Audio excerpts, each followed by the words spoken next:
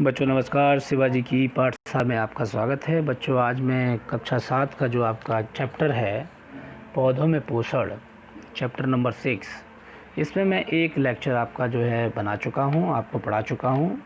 हरे पौधों में जो भोजन बनाने की प्रक्रिया होती है, प्रकाश संश्लेषण के बारे में मैंने आपको विस्तार से पिछले लेक्चर में बताया था। और प्रकाश संश्लेषण की क्रिया के दौरान हरे पौधे जो है कार्बन डाइऑक्साइड, जल और सूर्य के प्रकाश की उपस्थिति में ग्लूकोज और ऑक्सीजन का निर्माण करते हैं। और ये प्रक्रिया मैंने आपको विस्तृत रूप से पूरी समझाई थी, लेकिन आज मैं क्रियाकलाप के माध्यम से आपको ये समझाने जा रहा हूँ कि किस प्रकार से ये प्रक्रिया में हरे पौधों को कार्बन डाइऑक्साइड, सूर्य का प्रकाश की आवश्यकता होती है, जल की आवश्यकता होती है, और इस प्रक्रिया के दौरान ग्लूकोज और ऑक्सीजन का निर्माण होता है। तो एक क्रियाकलाप के माध्यम से हम अच्छी तरह से समझ सकते हैं, और इसको आज मैं समझाने की कोशिश करूँगा। इसको हम अपने स्कूलों में, अपने घरों में बड़ी आसानी से कर सकते हैं। देखिए, हमें समझने की ज़रूरत है।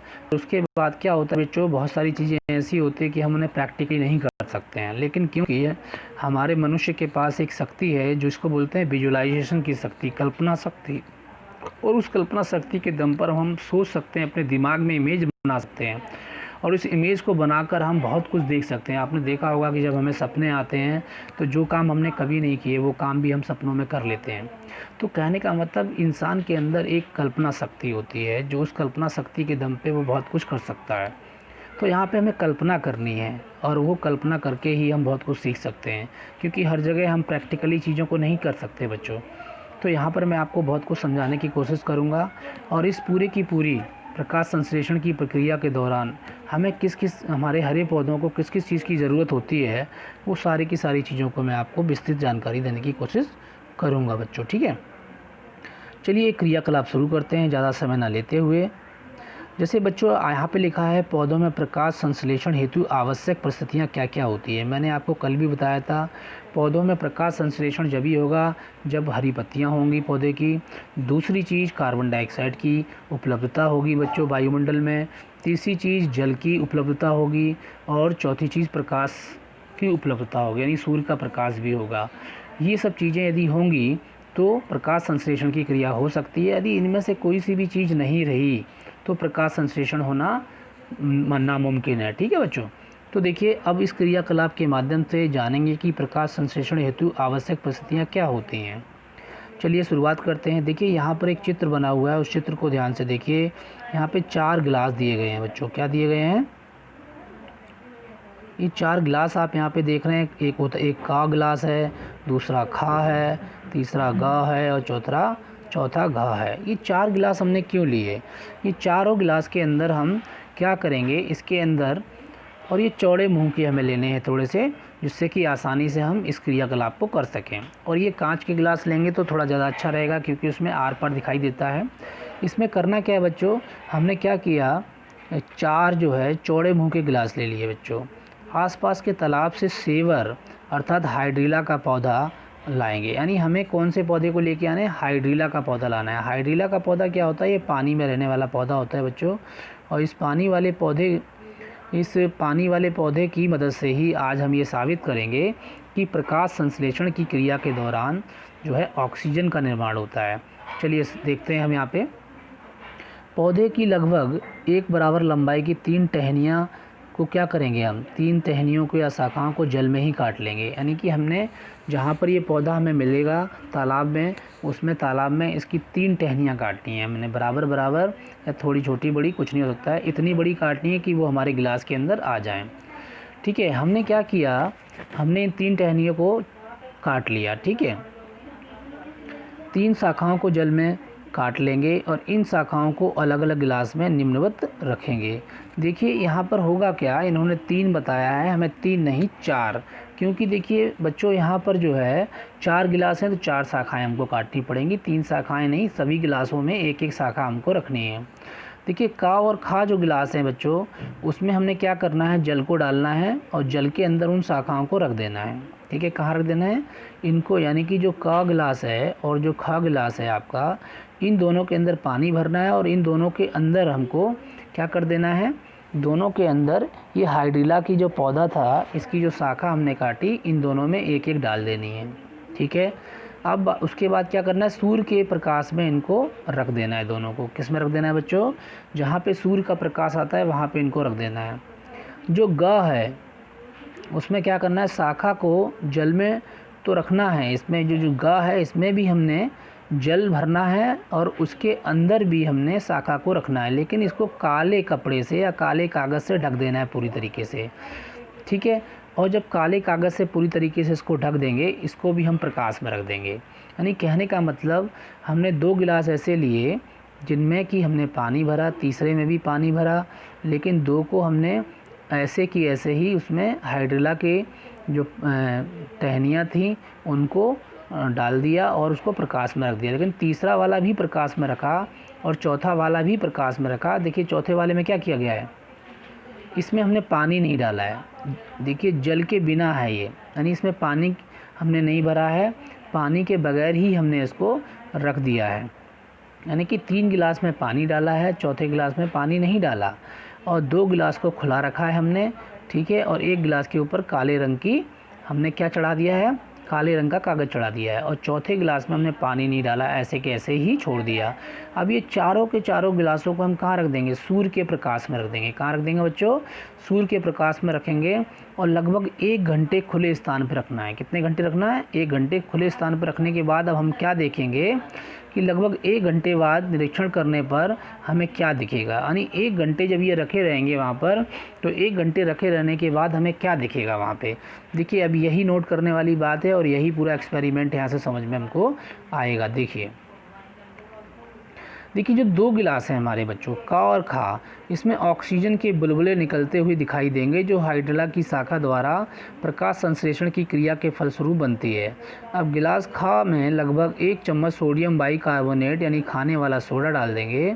अब आप क्या देखेंगे बच्चों, अब बीकर में गैस के बुलबुले अधिक तीव्रता से निकल रहे हैं, और जो स्थिति ग थी, यानी ग वाला जो आपका गिलास था, वो एक कागज़ को एक तरफ से थोड़ा सा हटाकर हम निरीक्षण करेंगे, और क्या देखते हैं बच्चों, यहाँ गैस के बुलबुले दिखाई नहीं देते हैं। ऐसा क्यों हुआ, ये हम अभी आपको बताएंगे। और जो स्थिति घ थी उसमें क्या होगा, पौधे की, उसमें वो पौधा मुरझाने लगेगा क्योंकि उसमें पानी नहीं था, इसलिए। अब देखिए यहाँ पर पूरा आप एक बार मैं पढ़ देता हूँ, उसके बाद मैं इसको थोड़ा समझा दूँगा आपको। आपने क्या देखा, जो प्रथम स्थिति थी उसमें क्या हुआ, रखे हरे पौधे को सूर्य का प्रकाश, जल में घुली हुई कार्बन डाइऑक्साइड मिल रही थी, जिससे क्या हुआ, पानी में प्रकाश संश्लेषण की क्रिया होने लगी, और जिसके स्वरूप क्या हुआ, मतलब क्रिया प्रकाश सामान्य रूप से संपन्न हो रही थी। और दूसरी स्थिति में क्या हुआ बच्चों, क्योंकि देखिए जब प्रकाश संश्लेषण की क्रिया वहाँ पे हो रही थी तो वहाँ पे बुलबुले निकल रहे थे, और वो बुलबुले किसके थे, ऑक्सीजन के बुलबुले थे। दूसरी स्थिति में क्या हुआ बच्चों, जब इस बीकर में सोडियम बाइकार्बोनेट हमने डाला, तो सोडियम बाइकार्बोनेट डालने से हुआ क्या कि पौधे में को अतिरिक्त कार्बन डाइऑक्साइड जो है की मात्रा मिलने लगी, और इस कारण क्या हुआ, ऑक्सीजन गैस के बुलबुले और तेज़ी से निकलने लगे, यानी तीव्रता से निकलने लगे। बुलबुले की तीव्र गति से निकलना प्रकाश संश्लेषण की दर में वृद्धि का सूचक है। तीसरी स्थिति में क्या हुआ, पौधे को जल में घुलित कार्बन डाइऑक्साइड तो उपलब्ध थी, किंतु सूर्य का प्रकाश उसे नहीं मिलने के कारण क्या हुआ बच्चों, प्रकाश संश्लेषण की क्रिया नहीं हो पाई, जिसके कारण क्या हुआ, बुलबुले उसमें से नहीं निकल पाए, यानी कि उसमें ऑक्सीजन नहीं निकल पाई। और जो चौथी स्थिति थी बच्चों, जल ना होने के कारण पौधा मुरझा गया, प्रकाश तो उसको मिल रहा था लेकिन जल नहीं मिल रहा था।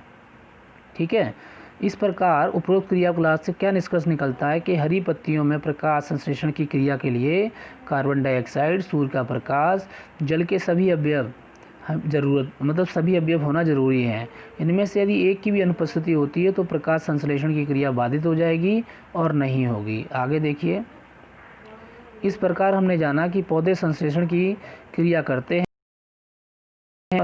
और ऐसे पौधों को हम स्वपोषी कहते हैं। देखिए ये तो मैंने पढ़ के आपको सुना दिया, हो सकता है इसमें बहुत सारी चीज़ें आपको समझ नहीं आई हों, लेकिन क्योंकि मेरा फ़र्ज़ था कि आपको पढ़ के सुनाना, लेकिन अब मैं आपको थोड़ा सा समझा देता हूँ। देखिए चलते हैं हम उसी चित्र के ऊपर, क्योंकि चित्र के माध्यम से चीज़ें बच्चों बहुत ज़्यादा क्लियर हो जाती हैं और हमें समझ में भी आती हैं। देखिए मैंने जैसे आपको बताया था 4 गिलास लिए, चारों में हाइड्रिला का पौधा डाला और 3 गिलास में पानी भरा और 1 गिलास में पानी नहीं भरा। देखिए, जैसा कि मैंने आपको बताया था, प्रकाश संश्लेषण की क्रिया के लिए किस किस की आवश्यकता होती है बच्चों? पानी की आवश्यकता होती है, ये मैंने आपको बताया था। ठीक है, दूसरी आपको मैंने बताया था CO2 यानी कि कार्बन डाइऑक्साइड की आवश्यकता होती है, ये मैंने बताया था। और तीसरा मैंने बताया था सूर्य के प्रकाश की आवश्यकता होती है। क्या मैंने बताया था, नहीं बताया था? ठीक है, और चौथा यानी कि पत्तियां हरी होनी चाहिए। क्या होनी चाहिए? क्लोरोफिल होना चाहिए, यानी पर्णहरित होना चाहिए। ये भी मैंने आपको बताया था, यानी कि पत्तियां कैसी होनी चाहिए बच्चों? हरी होनी चाहिए। अब ये चीज़ें तीनों की आवश्यकता है। यदि इन तीनों में से और पत्तियां हरी नहीं होंगी, यानी कि हरी पत्तियां, मैं लिख देता हूँ यहाँ पे, हरी पत्तियां। ठीक है, यानी कि ये चीज़ों की तो हरी पत्तियों किसकी वजह से होती है? क्योंकि उसके अंदर पर्णहरित पाया जाता है, और पर्णहरित को ही इंग्लिश में हम क्लोरोफिल भी कहते हैं।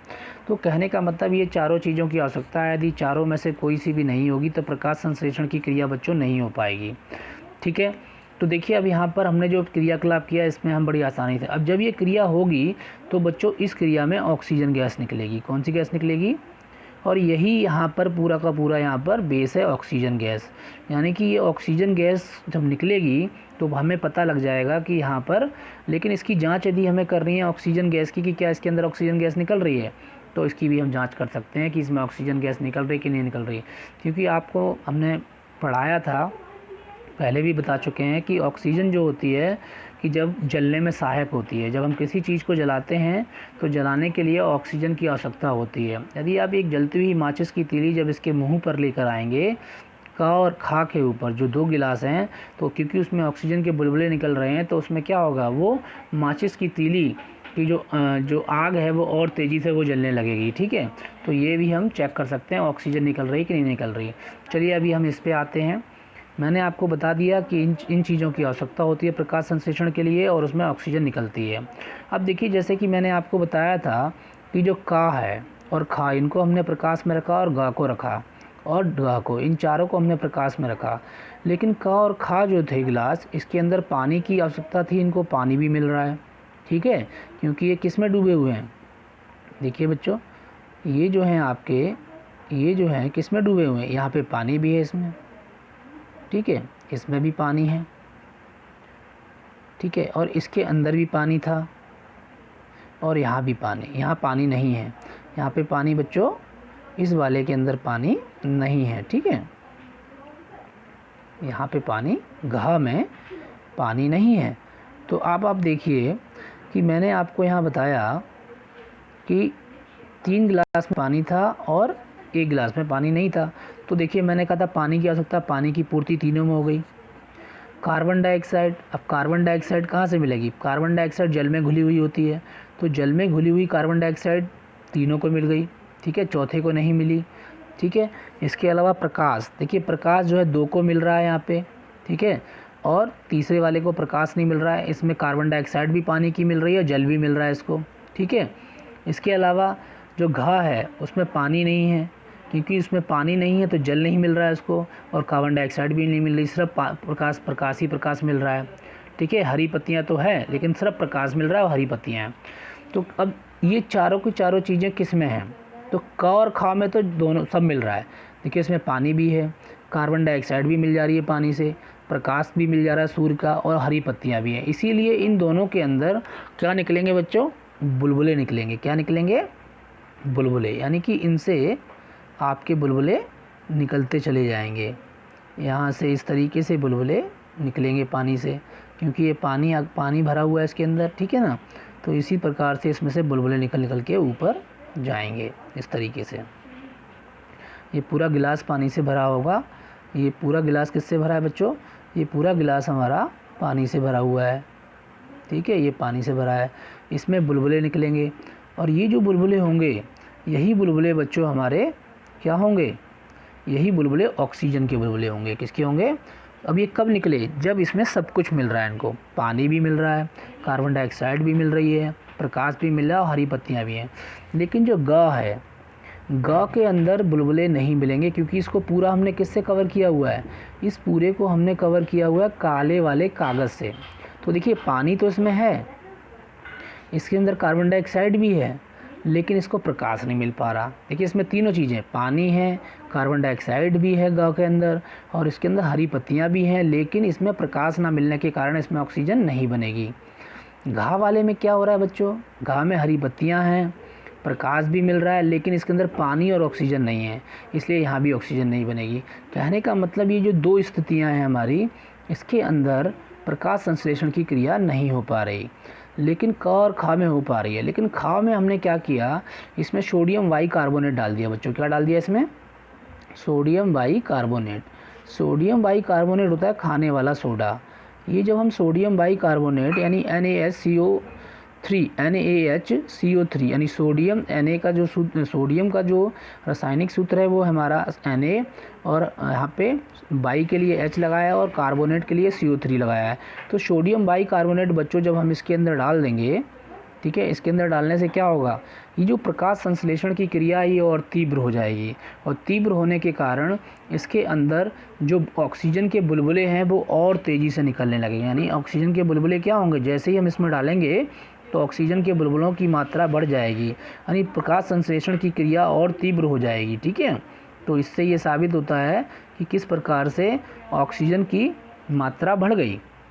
तो इस क्रियाकलाप के माध्यम से हमने ये जाना कि किस प्रकार से प्रकाश संश्लेषण की क्रिया के दौरान हमें, यानी कि हमारे जो हरे पौधे होते हैं उनको किन किन चीज़ों की, किन किन घटकों की आवश्यकता होती है। ठीक है, आज के लिए बच्चों इतना बहुत है। ये एक्सपेरिमेंट के माध्यम से मैंने आपको समझाया।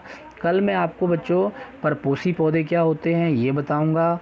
ठीक है, परपोषी पौधे क्या होते हैं इसकी पूरी जानकारी आपको दी जाएगी बच्चों, और इसके पौधे कितने प्रकार के होते हैं, मृत्योपजीवी।